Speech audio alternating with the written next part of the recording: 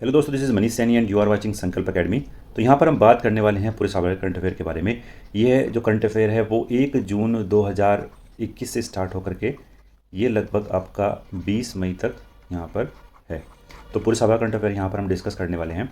यहाँ पर हम डिस्कस कर रहे हैं हमारा नेशनल में क्या क्या न्यूज़ में यहाँ पर रहा है, यानी राष्ट्रीय परिदृश्य के बारे में जो जो महत्वपूर्ण घटनाएं यहाँ पर घटी हैं उसके बारे में हम डिस्कस करने वाले हैं। आगामी जो परीक्षाएं हैं, चाहे वो यूपी की हों चाहे वो बिहार की हों, जो बिहार पीसीएस वाला है वो भी अभी होने वाला है और यूपी पीसीएस भी, इसकी तो डेट डिक्लेयर हो चुकी है 12 जून में।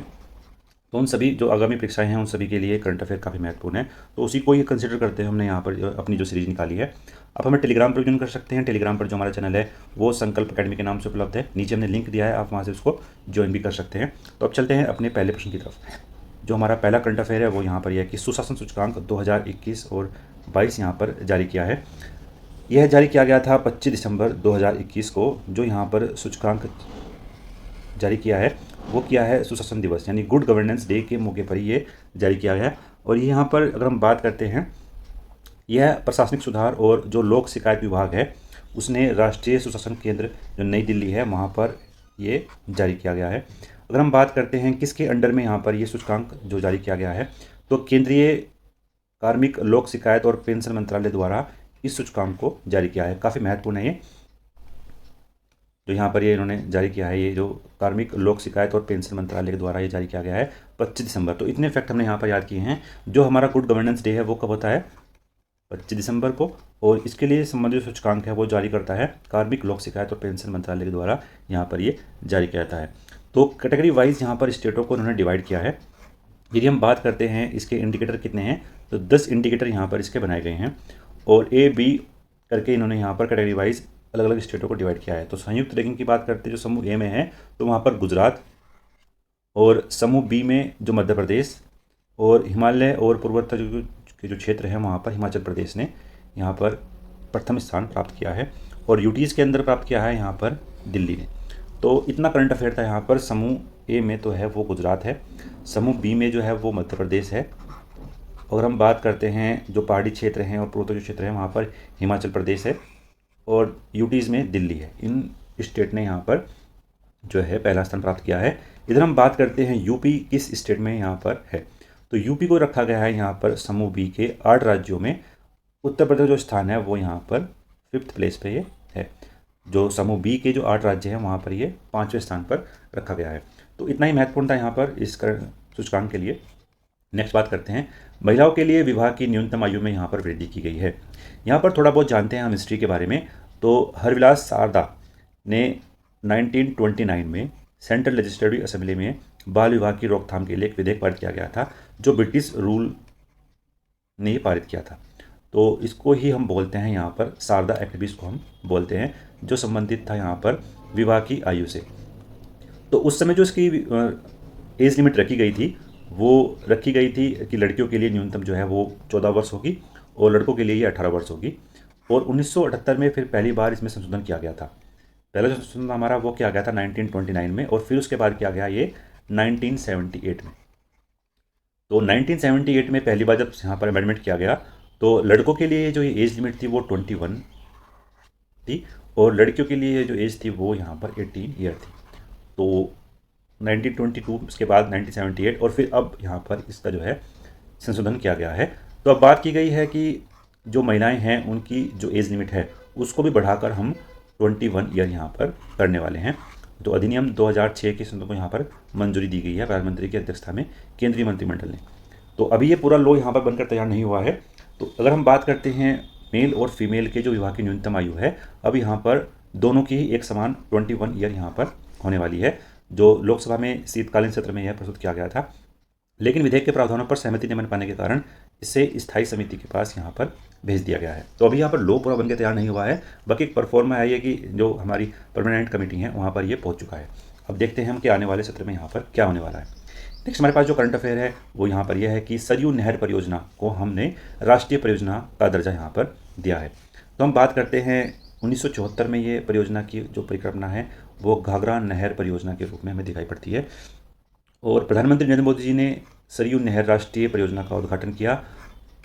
और इसका जो उद्देश्य है वो यहाँ पर यह है कि जितने भी हमारे वाटर बॉडीज़ हैं उनका कुशलतम उपयोग यहाँ पर किया जा सके और मानसून के दौरान जो घाघर नदी के लिए जो सरप्लस वाटर है उसका सिंचाई के रूप में हम प्रयोग कर सकें। तो इसके तहत यहाँ पर 5 नदियों को रखा गया है। घाघरा, सरयू, राप्ती, बाणगंगा और रोहिणी को आपस में यहाँ पर इंटरलिंक किया जाएगा। तो ये महत्वपूर्ण था काफ़ी। नेक्स्ट हमारे पास जो करंट अफेयर है उसके बारे में बात करते हैं कि महोबा में विभिन्न परियोजनाओं का उद्घाटन यहाँ पर किया गया है। और ये उद्घाटन किया था यहाँ पर प्रधानमंत्री नरेंद्र मोदी जी ने। अर्जुन साहेब परियोजना, रतौली वीयर परियोजना, भागोनी बांध परियोजना, माझगांव चिल्ली स्प्रिंट परियोजना, तो इन परियोजनाओं का यहाँ पर जो उद्घाटन किया है वो पीएम नरेंद्र मोदी जी ने किया है, तो इसलिए काफ़ी महत्वपूर्ण हो जाती हैं। फिर हम बात करते हैं यहाँ पर झांसी में कुछ जो परियोजनाएं हैं उनको यहाँ पर उद्घाटन किया गया है, उसके बारे में बात करते हैं। तो सबसे महत्वपूर्ण यहाँ पर हमें जो दिखाई पड़ता है वो यहाँ पर यह है कि झांसी में अटल एकता पार्क का उद्घाटन किया गया। और ये जो पार्क है वो हमारे भूतपूर्व प्रधानमंत्री हैं अटल बिहारी वाजपेयी के नाम पर ये किया गया है। ये प्रधानमंत्री थे हमारे भूतपूर्व, तो उन्हीं के नाम पर यहाँ पर अटल एकता पार्क का उद्घाटन किया गया है। तो ये आपके एग्जाम के पॉइंट ऑफ व्यू से काफ़ी महत्वपूर्ण हो जाता है कि अटल एकता पार्क कहाँ पर है। तो ये कहाँ पर है, ये झांसी में है, तो काफ़ी महत्वपूर्ण है। नेक्स्ट बात करते हैं हम अपने करंट अफेयर के बारे में। नेक्स्ट हमारे पास जो करंट अफेयर है वो यहाँ पर यह है कि इंडिया स्किल रिपोर्ट 2022 के बारे में हम बात करने वाले हैं। तो मेनली जो पर्पज़ है वो यहाँ पर कि इंटरनेट ऑफ थिंग्स और नेटवर्क प्रणाली पर आधारित ये हमारी होने वाली है।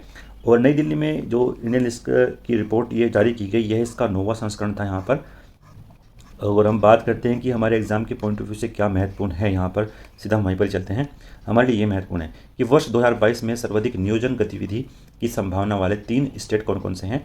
तो वो हैं यहाँ पर महाराष्ट्र, कर्नाटक और तमिलनाडु। तो एग्ज़ाम के पॉइंट ऑफ व्यू से काफ़ी महत्वपूर्ण है। हायरिंग एक्टिविटी यहाँ पर की गई है महाराष्ट्र में, कर्नाटक में और तमिलनाडु में। थोड़ा बहुत जानते हैं हम यहाँ पर ऐसे कौन कौन से सिटीज़ रही हैं। सिटीज़ के बारे में भी कई बार ये प्रश्न पूछ लिया जाता है। तो सिटीज़ के बारे में बात करते हैं तो पुणे, लखनऊ और त्रिवेंद्रपुरम, तो ये 3 सिटीज़ यहाँ पर उच्चतम एक्टिविटीज़ के रूप में कंसिडर किया गया था। नेक्स्ट हमारे पास जो यहाँ पर करंट अफेयर है वो यहाँ पर यह है कि केन बेतवा लिंक परियोजना को अभी उद्घाटन किया है 22 मार्च जो विश्व जल दिवस है उस अवसर पर पीएम नरेंद्र मोदी जी ने। यहाँ पर केंद्रीय जल शक्ति मंत्रालय और उत्तर प्रदेश और मध्य प्रदेश की सरकारों के मध्य ये एक ट्रायंगल समझौता यहाँ पर हुआ है।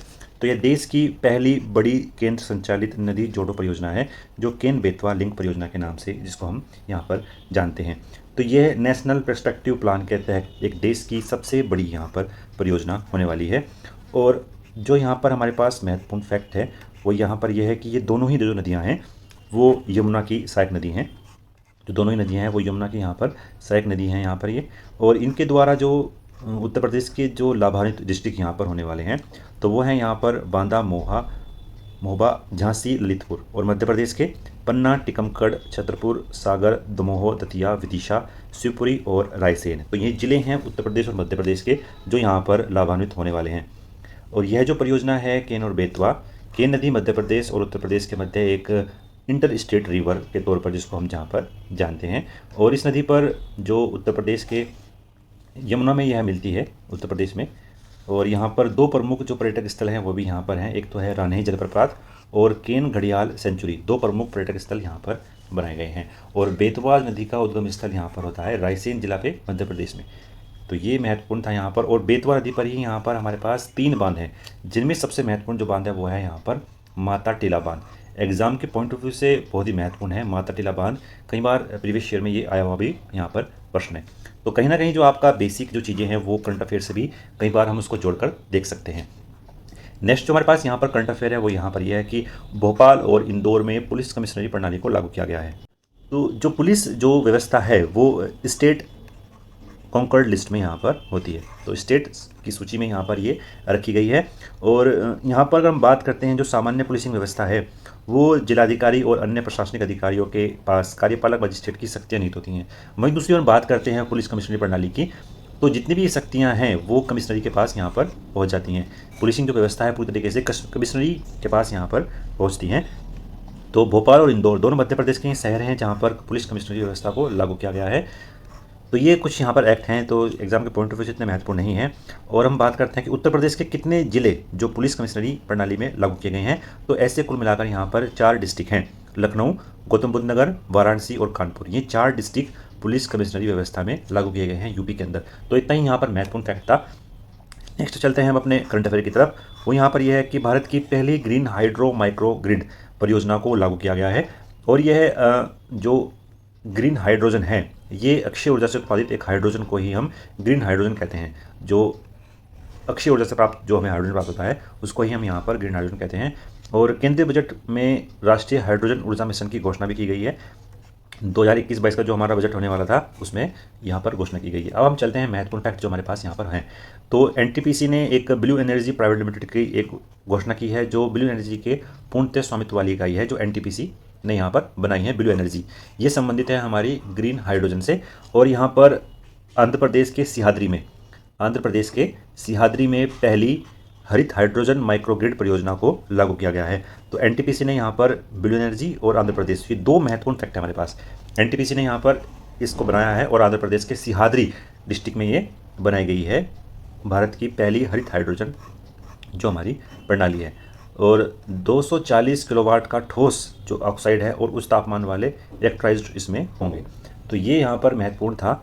और इसकी जो विश्व की सबसे बड़ी हरित हाइड्रोजन आधारित ऊर्जा भंडार परियोजनाओं में से यहाँ पर एक ये होने वाली है। और एनटीपीसी का जो गेस्ट हाउस है सिहाद्री में, उसको ये यहाँ पर जो अपनी एनर्जी है उसको वहाँ पर प्रोवाइड करता है। इंडिया ने यहाँ पर अपना एक टारगेट भी डिसाइड किया है, जो यहाँ पर यह है कि 2070 तक शून्य कार्बन उत्सर्जन का लक्ष्य प्राप्त करना है। और लद्दाख को कार्बन शून्य क्षेत्र बनाने के लिए प्रधानमंत्री जी दृष्टिकोण के अनुरूप ये कार्य भी यहाँ पर किया गया है। तो ये भारत ने यहाँ पर अपना टारगेट को डिसाइड किया है। नेक्स्ट करंट अफेयर काफ़ी महत्वपूर्ण है एग्जाम के पॉइंट ऑफ व्यू से। पोचमपल्ली सर्वश्रेष्ठ पर्यटन गांव यहाँ पर संयुक्त राष्ट्र विश्व पर्यटन संगठन ने बनाया है। तो विश्व पर्यटन संगठन ने यहाँ पर ये डिसाइड किया है। तो पोचमपल्ली जो तेलंगाना का एक यहाँ पर गांव है, उसको यहाँ पर विश्व पर्यटन संगठन ने आपका जो सर्वश्रेष्ठ पर्यटन गांव का यहाँ पर उसको दर्जा दिया है। तो जानते हैं थोड़ा बहुत फैक्ट यहाँ पर हमारे पास क्या है। तो UNWTO की जो महासभा है उसका 24वां सत्र आयोजित हुआ था स्पेन में। तो यहाँ पर कुल मिला के बात करते हैं 44 पर्यटन गांव बनाए गए थे, जिसमें भारत के पोचमपल्ली गांव को यहाँ पर ये दर्जा यहाँ पर दिया गया है, जो तेलंगाना के नलगोंडा जिले में यहाँ पर स्थित है। यहाँ की जो साड़ियाँ हैं वो भारत के सिल्क शहर के नाम से उसको हम जानते हैं। और इन साड़ियों की जो इक्त नामक जो अनूठी शैली है उसको यहाँ पर बुना गया था। 2004 में इसको GI टैग भी यहाँ पर प्राप्त हुआ था इस शैली को। तो एग्जाम के पॉइंट ऑफ व्यू से काफ़ी महत्वपूर्ण फैक्ट हमें यहाँ पर दिखाई पड़ रहे हैं। पोचमपल्ली गांव अपने आप में एक काफ़ी न्यूज़ में रहा है 2004 से ही, जहाँ पर इसको GI टैग मिला था इक्त शैली के लिए। तो एग्जाम के पॉइंट ऑफ व्यू से काफ़ी महत्वपूर्ण है। और भूदान पोचमपल्ली के नाम से भी इसको हम जानते हैं। और 18 अप्रैल 1951 को इस गांव से ही आचार्य विनोबा भावे जी ने भूदान आंदोलन का शुरुआत की थी। तो हिस्टोरिकल पर्सपेक्टिव भी यहाँ पर ये गाँव अपने आप में रखता है। और भूदान आंदोलन का शुभारंभ भी यहाँ पर हुआ था, जैसे कि हमने बात की।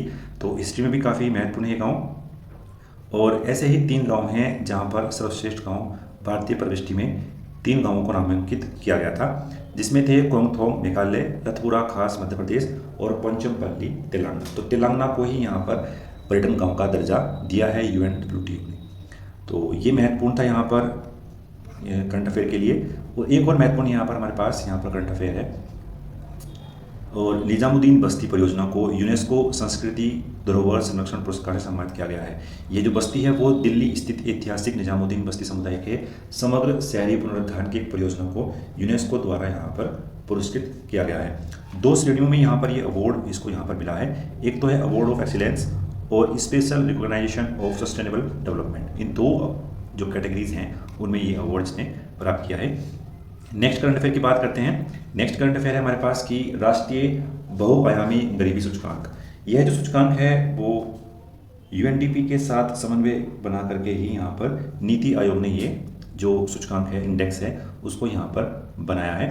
और यहाँ पर महत्वपूर्ण फैक्ट जो हमारे पास है उसके बारे में बात करते हैं।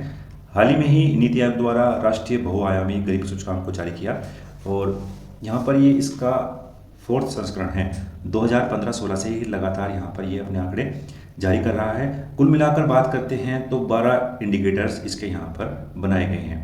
अगर हम बात करते हैं 3 महत्वपूर्ण आयाम हैं जो UNDP के भी हैं और आपके बहुराष्ट्रीय बहुआयामी गरीबी सूचकांक के भी हैं, जो है स्वास्थ्य, शिक्षा और रहन सहन का स्तर। एग्जाम के पॉइंट ऑफ व्यू से काफ़ी महत्वपूर्ण है। UNDP के 4 इंडिकेटर्स हैं इसके, स्वास्थ्य, शिक्षा, रहन सहन का स्तर। आपको ऑप्शंस में एक 4th स्तंभ दे करके लिए आपको कंफ्यूज किया जा सकता है, लेकिन आपके स्वास्थ्य, शिक्षा और रहन सहन आपके लिए महत्वपूर्ण है। इसके कुल मिलाकर 12 इंडिकेटर्स यहाँ पर हैं राष्ट्रीय के। वहीं हम दूसरी ओर बात करते हैं UNDP के तो उसके यहाँ पर 10 इंडिकेटर हैं, लेकिन राष्ट्रीय बहुआयामी जो हमारी गरीबी सूचकांक है इसके हमने यहाँ पर 12 इंडिकेटर दिए गए हैं, यानी +2 इसको हमने यहाँ पर और अपने तरीके से ऐड किया है। जो 2 हैं वो एग्जाम के पॉइंट ऑफ व्यू से काफ़ी महत्वपूर्ण है, क्योंकि वो अभी हमने यहाँ पर इनको ऐड किया है। जो है हमारे पास प्रसव पूर्व देखभाल और आपका बैंक अकाउंट, ये दोनों ही एग्जाम के पॉइंट ऑफ व्यू से काफ़ी महत्वपूर्ण है। यहाँ से क्वेश्चंस बनने की काफ़ी चांस हमको दिखाई पड़ रहे हैं। फिर हम बात करते हैं कि राष्ट्रीय MIP के अनुसार 25.01% जनसंख्या बहुआयामी रूप से गरीब है। एग्जाम के पॉइंट ऑफ व्यू से काफ़ी महत्वपूर्ण ये आंकड़ा हमें दिखाई पड़ रहा है। 25.01%, इतने परसेंट हमारी जनसंख्या जो है वो बहुआयामी रूप से गरीब है। अब हम बात करते हैं कि सबसे अधिक जो गरीब स्टेट है वो कौन कौन से हैं। तो पहले नंबर पे है यहाँ पर बिहार, झारखंड और उत्तर प्रदेश। उत्तर प्रदेश यहाँ पर तीसरे नंबर पर है और बिहार जो है वो पहले नंबर पर है। और 51.91% जो हमारे पास वो यहाँ पर गरीबी के साथ पहले नंबर पर बिहार है। और जो उत्तर प्रदेश में जो गरीबी बहुआयामी सूचकांक का जो आंकड़ा है वो है यहाँ पर 37.79%, इतने परसेंट यहाँ पर गरीबी हमें दिखाई पड़ती है। केरल में सबसे कम बहुआयामी गरीबी सूचकांक है जो 0.71% यहाँ पर हमें दिखाई पड़ रहा है। तो ये बहुत ही महत्वपूर्ण आंकड़े हैं किसी भी योजना को बनाने के लिए, एग्जाम के पॉइंट ऑफ व्यू से भी काफ़ी महत्वपूर्ण है। यहाँ से आपको प्रश्न मिल सकता है, ऐसे ही हम आशा करते हैं कि यहाँ से आपको प्रश्न जरूर मिलना चाहिए। और उत्तर प्रदेश की बात करते हैं तो सबसे अधिक जो गरीबी किस जिले में हमें दिखाई पड़ती है, तो सबसे अधिक जो गरीबी है वो है हमारे पास यहाँ पर श्रावस्ती में। श्रावस्ती में 74.38 जो परसेंटेज है वो सबसे अधिक गरीब हैं हमारे पास। और न्यूनतम की बात करते हैं तो न्यूनतम में हमारे पास लखनऊ 12.16% यहाँ पर हमारे पास गरीबी है। तो ये आंकड़े एग्जाम के पॉइंट ऑफ व्यू से काफ़ी महत्वपूर्ण है। नेक्स्ट हमारे पास जो यहाँ पर करंट अफेयर है वो यहाँ पर ये है कि पब्लिक अफेयर इंडेक्स 2021। तो ये जो इंडेक्स है इसकी अगर हम बात करते हैं तो ये जारी किया था पब्लिक अफेयर इंडेक्स 2021 जो है उसका ये 6वां संस्करण हमें यहाँ पर दिखाई पड़ रहा है। और पब्लिक अफेयर सेंटर ने इसका जो वार्षिक रिपोर्ट है उसको यहाँ पर जारी किया है। अब हम जानते हैं एग्जाम के पॉइंट ऑफ व्यू से यहाँ पर जो महत्वपूर्ण है, सीधा हम वहीं पर चलते हैं। बड़े राज्यों की श्रेणी में केरल जो है एक सर्वश्रेष्ठ राज्य के रूप में उभर कर सामने आया है। और छोटे राज्यों की श्रेणी में जो सिक्किम स्टेट है वो यहाँ पर छोटे राज्यों में है।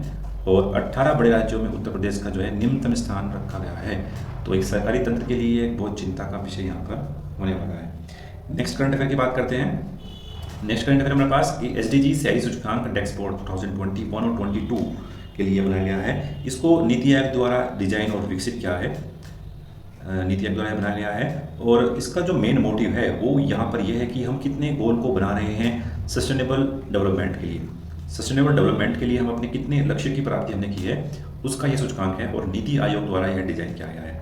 तो इसमें हम देखते हैं जो हमारे पास महत्वपूर्ण फैक्ट है कि शिमला को यहाँ पर हमने प्रथम स्थान दिया है और कोयम्बटूर को हमने यहाँ पर दूसरे स्थान पर रखा है और चंडीगढ़ और तिरुवनंतपुरम को हमने संयुक्त रूप से यहाँ पर तीसरे प्लेस पे यहाँ पर डिसाइड किया है। तो अगर हम बात करते हैं शहरी क्षेत्र के बारे में तो शिमला, कोयम्बटूर, चंडीगढ़ 3 प्लेस पे यहाँ पर है। और जो अंतिम शहर है हमारे पास वो यहाँ पर है धनबाद, झारखंड का एक स्टेट है, झारखंड डिस्ट्रिक्ट है। और मेरठ डिस्ट्रिक्ट है यहाँ पर यूपी का, और ईटानगर आंध्र प्रदेश। ये 3 डिस्ट्रिक्ट यहाँ पर हमारे अंतिम 5 शहर में जगह बना रहे हैं। तो एग्जाम के पॉइंट ऑफ व्यू से काफ़ी महत्वपूर्ण यहाँ पर फैक्ट हमें दिखाई पड़े हैं। और लखनऊ आपका सिटी में सबसे सूचकांक में सबसे समग्र स्कोर ने यहाँ पर बनाया है। नेक्स्ट हमारे पास सर्व सर्वेक्षण 2021।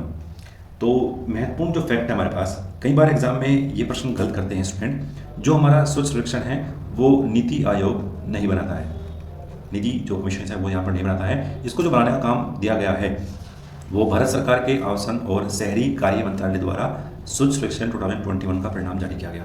तो ये जो फैक्ट है वो काफ़ी महत्वपूर्ण है एग्जाम के पॉइंट ऑफ व्यू से। अब हम चलते हैं कि जो हमारे पास यहाँ पर एग्जाम के पॉइंट ऑफ व्यू से महत्वपूर्ण है कि वो यहाँ पर यह है कि 5वीं बार इंदौर को भारत का सबसे स्वच्छ शहर यहाँ पर बनाया है। कौन सी बार? 5वीं बार लगातार इंदौर जो है सबसे क्लीनेस्ट सिटी यहाँ पर बना है। और 10 शहरों की रैंकिंग हमें दी गई है यहाँ पर जो 1 लाख से अधिक जनसंख्या वाले शहर हैं। तो नई दिल्ली, अंबिकापुर और तिरुपति ये 3 शहर हैं जो यहाँ पर तीसरे टाउन पर रखे गए हैं। यूपी का जो नोएडा है वो आपका 4th प्लेस पर है, यूपी में जो नोएडा है वो आपका 4th प्लेस पर है। और 10 लाख से अधिक जनसंख्या वाले शहरों में जो यूपी के 2 सिटीज़ यहाँ पर हैं, लखनऊ है 12वें नंबर पर और गाजियाबाद है यहाँ पर 18वें नंबर पर। तो ये महत्वपूर्ण है यहाँ पर। और 1 लाख से कम जनसंख्या वाले जो सिटीज़ हैं वहाँ पर सांगली महाराष्ट्र का, वो भारत का सबसे स्वच्छ शहर यहाँ पर घोषित किया गया है। तो इतना ही महत्वपूर्ण था यहाँ पर इसके लिए। और हमारे पास जो महत्वपूर्ण फैक्ट है उसके बारे में बात करते हैं कि विभिन्न श्रेणियों में भारत के सबसे स्वच्छ शहर, सबसे जो स्वच्छ शहर है मेगा सिटीज़ में वो है यहाँ पर अहमदाबाद, जिसकी जनसंख्या वो 40 लाख से अधिक है। सबसे बड़ा शहर जो है वो नवी मुंबई है, और सबसे छोटा जो शहर है वो नई दिल्ली। तो ये महत्वपूर्ण फैक्ट है एग्जाम के पॉइंट ऑफ व्यू से। और तो यहाँ पर और कुछ खास हमें दिखाई नहीं पड़ रहा है। और एक तो यहाँ पर जो फैक्ट है हमारे पास वो सफाई मित्र सुसंस्कृति को लेकर यहाँ पर है। तो यहाँ पर यह कि 10 लाख से जो अधिक जनसंख्या श्रेणी में इंदौर को प्रथम और नवी मुंबई को द्वितीय स्थान दिया गया है सफाई मित्र स्वच्छ चुनौती 2021 में। तो एग्जाम के पॉइंट ऑफ व्यू से महत्वपूर्ण हो सकता है। छत्तीसगढ़ रैंक 1 प्राप्त करने वाला एक स्टेट है यहाँ पर छत्तीसगढ़, जिसने ओवरऑल में प्राप्त करके फर्स्ट रैंक यहाँ पर प्राप्त की है। तो एग्जाम के पॉइंट ऑफ व्यू से इतना महत्वपूर्ण है। अब चलते हैं जो नेक्स्ट है हमारे पास वो है कि पूर्वांचल एक्सप्रेसवे। पूर्वांचल जो एक्सप्रेसवे है वो उत्तर प्रदेश का एक पूर्वी क्षेत्र न केवल लखनऊ से बल्कि राष्ट्रीय राजधानी से भी आगरा और लखनऊ एक्सप्रेसवे और यमुना एक्सप्रेसवे के मध्य आपस में यहाँ पर जुड़ता में दिखाई पड़ रहा है। तो 16 नवंबर 2021 को नरेंद्र मोदी जी ने जिला सुल्तानपुर में कवरल खीरी के पास यहाँ पर पूर्वांचल एक्सप्रेसवे का उद्घाटन किया है। और स्टील अथॉरिटी ऑफ इंडिया ने एक्सप्रेसवे के लिए 48,200 टन स्टील की आपूर्ति करने की बात यहाँ पर रखी गई है। इसकी कुल लंबाई की बात करते हैं तो 341 किलोमीटर की इसकी कुल लंबाई है। और यह जो एक्सप्रेसवे है वो लखनऊ जिले में लखनऊपुर सुल्तानपुर रोड स्थित चांदसराय गाँव से प्रारंभ होकर गाजीपुर में खत्म होगा। तो लखनऊ से गाजीपुर तक का ये सफ़र यहाँ पर होगा 341 किलोमीटर का ये होने वाला है। और 9 जिले हैं लखनऊ, बाराबंकी, अमेठी, सुल्तानपुर, अयोध्या, अंबेडकर नगर, आजमगढ़, मऊ और गाजीपुर। ये 9 जिले से यह पूर्वांचल एक्सप्रेसवे यहाँ पर निकलने वाला है। तो एग्जाम के पॉइंट ऑफ व्यू से काफ़ी महत्वपूर्ण है। और लड़ाकू विमानों की आपातकालीन लैंडिंग को सुगम बनाने के लिए एक्सप्रेसवे पर 3 हवाई पट्टियों का निर्माण करने वाला उत्तर प्रदेश भारत का पहला राज्य बन चुका है। ये भी यहाँ पर है। और यहाँ पर जो महत्वपूर्ण फैक्ट है वो है यहाँ पर गंगा एक्सप्रेसवे को लेकर के। गंगा एक्सप्रेसवे जो उद्घाटन किया था वो शाहजहाँपुर में किया था, आधारशिला रखी थी यहाँ पर पीएम नरेंद्र मोदी जी ने।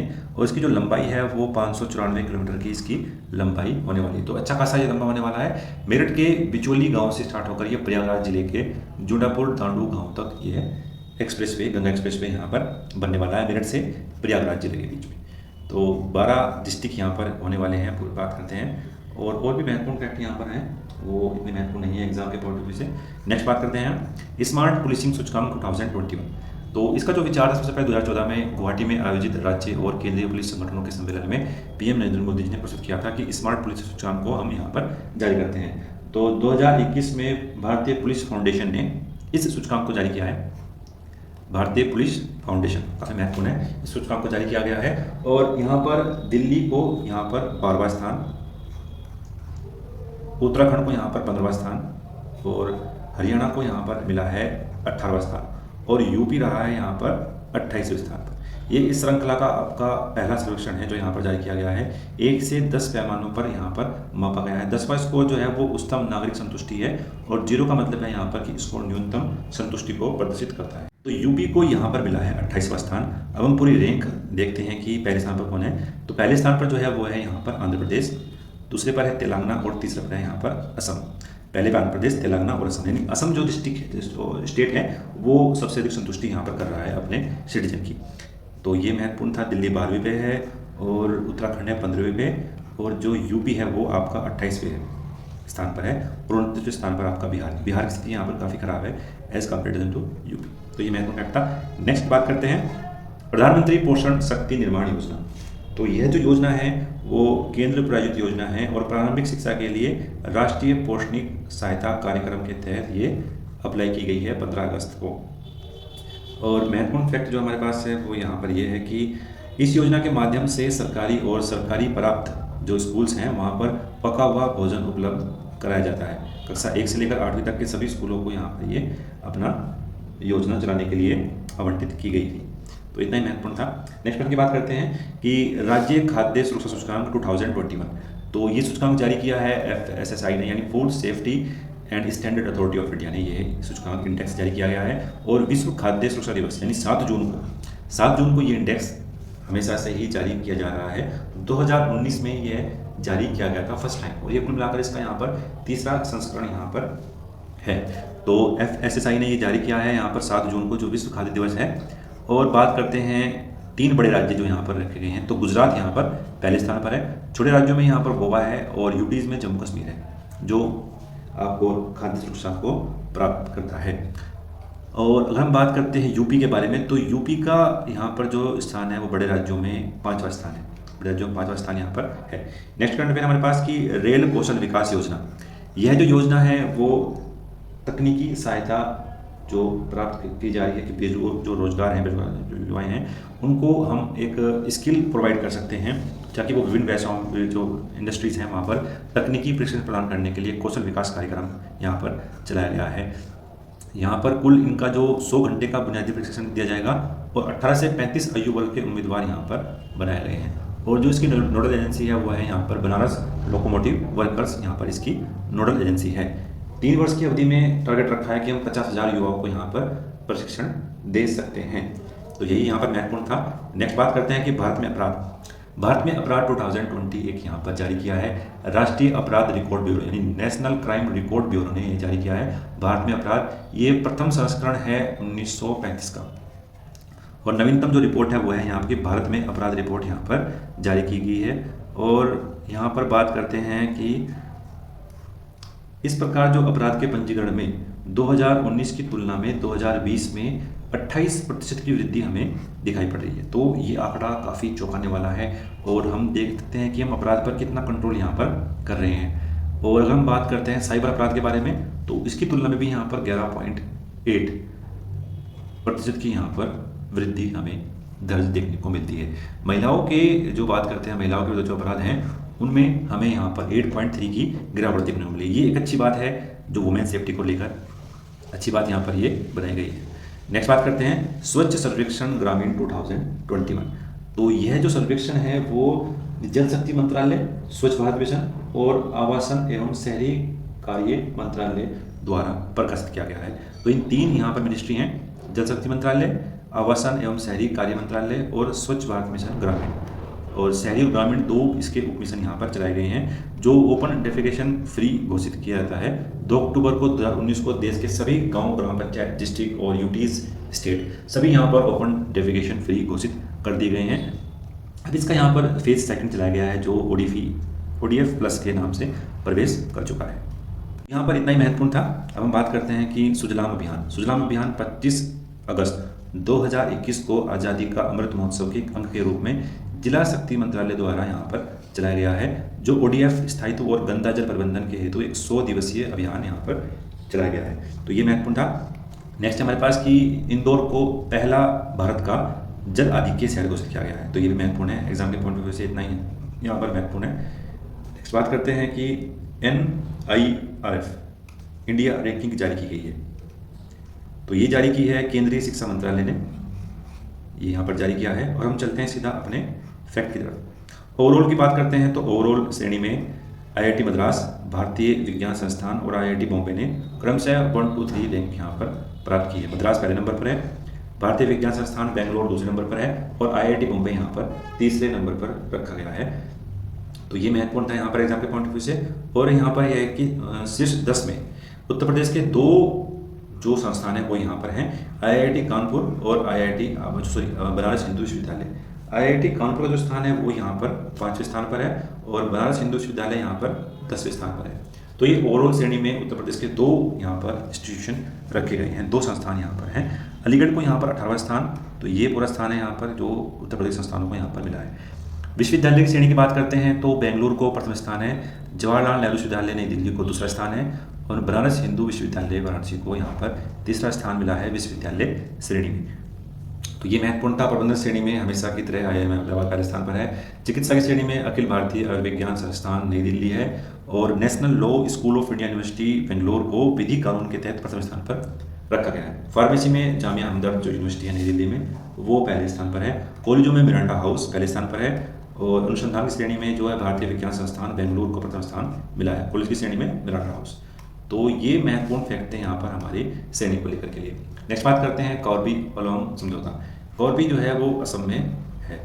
तो असम और साथ में ही यहाँ पर कॉर्बी अलोंग स्वायत्त परिषद और 5 उग्रवादी समूहों के बीच ये समझौता यहाँ पर हुआ है, ताकि हम जो असम का जो डिस्ट्रिक्ट है उसको एक सही तरीके से यहाँ पर चालू कर सकते हैं, उनको यहाँ पर हम बना सकते हैं सही स्टेट। तो 5 उग्रवादी समूहों के 100 करोड़ 1000 से ज़्यादा जो है वो सशस्त्र उग्रवादियों ने यहाँ पर हथियार डाल दिए गए हैं, और सरकार ने डिसाइड किया है कि वो 5 वर्षों में इस क्षेत्र पर 1000 करोड़ रुपए केंद्र और राज्य सरकार द्वारा आवंटित किए जाएंगे, ताकि इतना अच्छा इन्वेस्टमेंट यहाँ पर किया जा रहा है इस क्षेत्र में, इनके विकास के लिए, इनके वेलफेयर के लिए, और कार्बी कल्याण परिषद का गठन भी यहाँ पर किया जा रहा है। तो ये पूरा सिनेरियो था यहाँ पर कार्बी अलोंग समझौता के लिए। नेक्स्ट हमारे पास जो यहाँ पर करंट अफेयर है वो यहाँ पर यह है कि पूर्वोत्तर क्षेत्र जिला सतत विकास लक्ष्य सूचकांक जारी किया है। तो ये नीति आयोग और पूर्वोत्तर क्षेत्र विकास मंत्रालय के अंदर में ही चलाया गया है, ताकि सस्टेनेबल डेवलपमेंट हम गोल को प्राप्त कर सकते हैं। यहाँ पर बात करते हैं पूर्वोत्तर के 8 राज्य यहाँ पर इसके अंडर में रखे गए हैं। अरुणाचल प्रदेश, असम, मणिपुर, मेघालय, मिजोरम, नागालैंड, सिक्किम और त्रिपुरा, इन सभी जिलों में ही 84 इंडिकेटर यहाँ पर मापने का कार्य किया गया है। और अगर हम बात करते हैं कि कौन कौन से जो स्टेट हैं वो यहाँ पर हैं, तो पूर्वी सिक्किम जिला जो है यहाँ पर पहले स्थान पर है, और गोमती और उत्तरी त्रिपुरा दूसरे स्थान पर रखे गए हैं। तो यहाँ पर ये पूरा सिनेरियो था। सिक्किम और त्रिपुरा के सभी जिले अग्रणीय श्रेणी में हैं, जबकि कोई भी एस्पिरेंट या लक्ष्य प्राप्त करने वाला जो श्रेणी में शामिल नहीं किया गया है। एक और महत्वपूर्ण फैक्ट है यहाँ पर जो ये है कि सिक्किम की राज्य मछली क्या है, तो कोपर महसीर, इसको हम कैटली भी बोलते हैं, ये यहाँ पर सिक्किम की राज्य मछली है, महसीर इसका नाम है। इससे संबंधित प्रश्न हमें एक यूपीएससी में भी देखने को मिला था 2022 वाले के लिए। उसमें ये पूछा गया था कि ऐसा कौन सा इसमें है कि पक्षी जो उड़ नहीं सकता, तो गोल्डन महसीर जो है वो यहाँ पर ऑप्शन में था। अगर थोड़ा बहुत आपने यहाँ पर थोड़ा बहुत लॉजिक को यूज़ किया था तो महसीर जो है वो यहाँ पर एक फिश टाइप से है, तो आपने इजीली इसको यहाँ पर सोल्व किया होगा। यह जो मुख्य रूप से है तिस्ता और रंगती नदियों, उनकी साइड नदियों में ये देखने को मिलती है, और तो महत्वपूर्ण यहाँ पर फैक्ट नहीं है। नेक्स्ट बात करते हैं कि राष्ट्रीय खाद्य तेल पाम ऑयल मिशन यहाँ पर चलाया गया है, और पूर्वोत्तर क्षेत्र और अंडमान निकोबार द्वीप समूह को विशेष रूप से यहाँ पर कंसिडर किया गया है। तो एग्जाम के पॉइंट ऑफ व्यू से कोई इतना खास यहाँ पर नहीं है। फिर बात करते हैं हम यहाँ पर जलियांवाला बाग शताब्दी स्मारक पार्क। तो यहाँ पर जो पार्क है वो 13 अप्रैल 2020 तक जलियांवाला बाग हत्याकांड के शताब्दी समारोह में आयोजन किया गया था, और पंजाब के तत्कालीन जो मुख्यमंत्री थे कैप्टन अमरिंदर सिंह और ने उद्घाटन किया था एक वर्चुअल तरीके से। और यहाँ पर अमृतसर में यह बनाया गया है, रंजीत रेवेन्यू स्थित आनंद पार्क में यह बनाया गया है अमृतसर, ठीक है।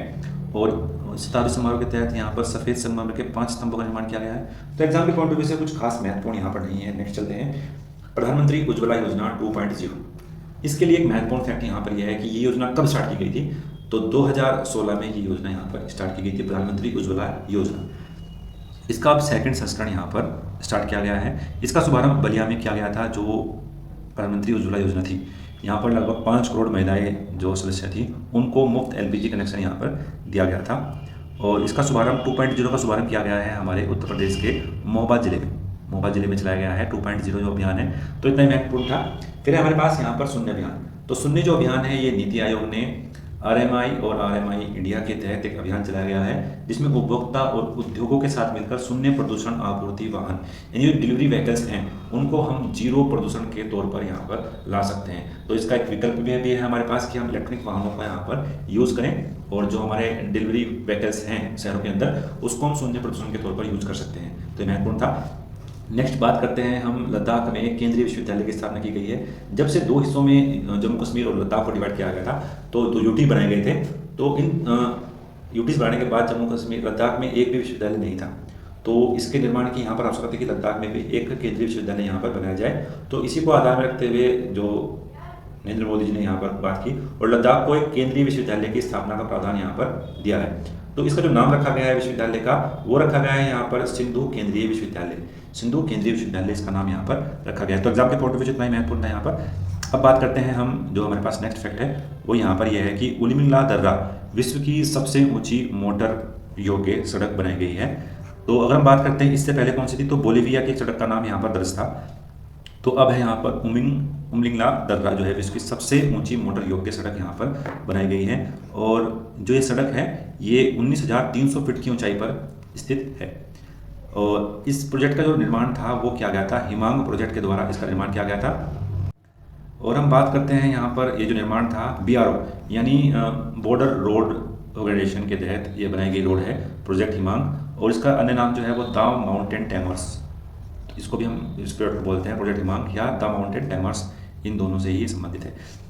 नेक्स्ट हमारे पास है कि लद्दाख का राज्य पशु और राज्य पक्षी क्या है। राज्य पशु की बात करते हैं तो वो है हमारे पास यहाँ पर स्नो लेपर्ड। स्नो लेपर्ड को बनाया गया है, यानी हिम तेंदुए को बनाया गया है लद्दाख का राज्य पशु। और राज्य पक्षी क्या है यहाँ पर, वो है यहाँ पर काली गर्दन वाला सारस, यानी ब्लैक नेक्ड कार्न, काली गर्दन वाला सारस जो है यहाँ पर वो बनाया गया है यहाँ पर पक्षी। ये पक्षी जो है वो जम्मू कश्मीर का भी यहाँ पर है, और जम्मू कश्मीर का जो आपके पास जो पशु है वो कश्मीरी हिरण, जिसको हंगुल भी बोलते हैं, वो यहाँ पर है। नेक्स्ट बात करते हैं, नेक्स्ट है हमारे पास कि ई रूपी एक नया डिजिटल भुगतान साधन यहाँ पर है। इसकी जो लॉन्च किया था वो प्रधानमंत्री मोदी जी ने यहाँ पर लॉन्च किया है। यह एक डिजिटल पेमेंट का एक साधन है कि आप कैशलेस और कॉन्टैक्टलेस यानी संपर्क रहित साधन यहाँ पर है। और इसको जो निर्माण किया था वो निर्माण किया था national payment corporation of India, यानी एनपीसीआई ने ये यहाँ पर इसका निर्माण किया है। और यहाँ पर अगर आपके पास स्मार्टफोन भी नहीं है तो आप तब भी एक यहाँ पर इसको जो है पैसे का लेन देन कर सकते हैं। जो लाभार्थी है वो एसएमएस या क्यूआर कोड के रूप में प्राप्त होता है। तो ऐसा नहीं है जिनके पास छोटे कीपैड वाले फ़ोन हैं उसके भी ये लाभान्वित होने वाली है। नेक्स्ट हमारे पास सहकारिता मंत्रालय का गठन। सहकार से समृद्धि की ओर केंद्र सरकार का एक विजन है, तो उसी के तहत ही यहाँ पर सहकारिता मंत्रालय का गठन किया गया है। इसका जो कार्यभार था वो कैबिनेट मंत्री अमित शाह को यहाँ पर दिया गया था। और इसका जो मेन पर्पज है वो ईज ऑफ डूइंग बिजनेस और बहु सहकारी राज्य समितियों के जो विकास के लिए यह सक्षम बनाना था। 2012 को सहकारिता का अंतर्राष्ट्रीय वर्ष घोषित किया गया है। नेक्स्ट हमारे पास जो यहाँ पर फैक्ट है वो यहाँ पर यह है कि लोक उद्यम विभाग जो पहले था वो भारी उद्योग और लोक उद्यम मंत्रालय के अंडर में था। इसको अब हमने यहाँ पर वित्त मंत्रालय के यानी फाइनेंस मिनिस्ट्री के अंदर इसको हमने पहुँचा दिया है। फाइनेंस मिनिस्ट्री के अंदर अब हमारा लोक उद्यम विभाग है। पहले इसके 5 मंत्रालय थे वित्त मंत्रालय के, अब 5 विभाग थे। अब यहाँ पर इसके कुल मिलाकर 6 विभाग हमें दिखाई पड़ते हैं। तो है department of economic affair, department of expenditure, department of revenue, department of investment and public assessment management. Next हमारे पास डिपार्टमेंट ऑफ फाइनेंशियल सर्विसेज, और फिर जो छठा हमारे पास है वो डिपार्टमेंट ऑफ पब्लिक एंटरप्रेन्योरशिप।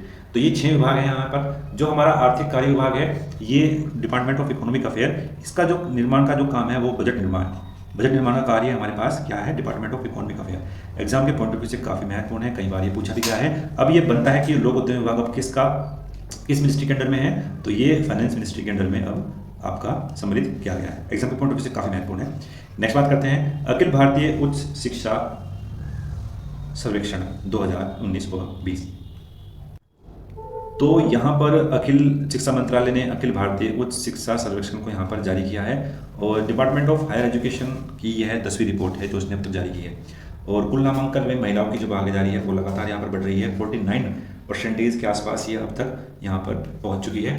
और भारत में छात्रों में सबसे अधिक नामांकन के मामले में यूपी का नाम सबसे ऊपर है। तो सबसे अधिक जो यहाँ पर नामांकन हो रहा है एजुकेशन में वो यूपी में है। उसके बाद हमारे पास है महाराष्ट्र दूसरे स्थान पर, और तमिलनाडु हमारे पास है यहाँ पर तीसरे स्थान पर। एग्जाम के पॉइंट ऑफ व्यू से काफ़ी महत्वपूर्ण है। यूपी, महाराष्ट्र और तमिलनाडु, ये 3 स्टेट हैं यहाँ पर जो हमें दिखाई पड़ते हैं। और अगर हम बात करते हैं कि कुल संख्या के संदर्भ में भी उत्तर प्रदेश का नाम सबसे ऊपर है, महाराष्ट्र और कर्नाटक। फिर अगर हम कुल की बात करते हैं तो ये पूरा सिनेरियो था यहाँ पर।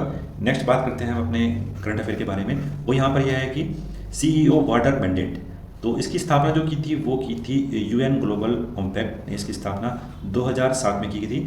और एक विज्ञप्ति के अनुसार कि भारत की सबसे बड़ी विद्युत उत्पादक जो कंपनी है NTPC लिमिटेड, उसके जो CEO वाटर मैंडेट की हस्ताक्षरीय बन गई है। तो इसका जो मेन पर्पज है वो यहाँ पर यह है कि जल संबंधी जितनी भी वैश्विक चुनौतियों के समाधान के लिए यह एक बिजनेस लीडरशिप का एक मंच तैयार करती है CEO वाटर मैंडेट। तो NTPC ने यहाँ पर इसका जो हस्ताक्षर करने वाली एक यहाँ पर बन गई है। तो अगर हम बात करते हैं कुछ और फैक्ट है हमारे पास, तो NTPC ऊर्जा सघन लक्ष्य की बात करते हैं तो NTPC ने 2032 तक 60 गीगावाट की नवीकरणीय ऊर्जा क्षमता का बनाने का लक्ष्य यहाँ पर रखा गया है।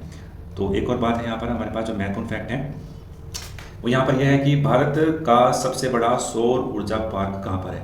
ये जो एग्ज़ाम में भी, यूपीएससी एग्ज़ाम में भी ये प्रश्न पूछा गया था 2022 वाले में कि भारत का सबसे बड़ा पार्क, ये आपका कुछ ऑप्शन में था 1 2 3 करके, तो वहाँ पर था ये। तो सबसे बड़ा जो पार्क है सौर ऊर्जा का, तो वो गुजरात स्थित कच्छ के रण में यहाँ पर बनाया गया है सौर पार्क। और भारत का सबसे बड़ा सौर ऊर्जा पार्क है, इसकी क्षमता कितनी है, वो है कि 4750 मेगावाट की इसकी क्षमता होने वाली है। गुजरात के कच्छ के रण में यह बन रहा है। तो ये महत्वपूर्ण था। इस पार्क में ही व्यावसायिक स्तर पर हरित हाइड्रोजन के उत्पादन की भी योजना एनटीपीसी ने बनाई हुई है, और एनटीपीसी ही यहाँ पर सबसे बड़े सौर ऊर्जा पार्क की स्थापना कर रहा है। और जो हमने फैक्ट भी यहाँ पर डिस्कस किया था,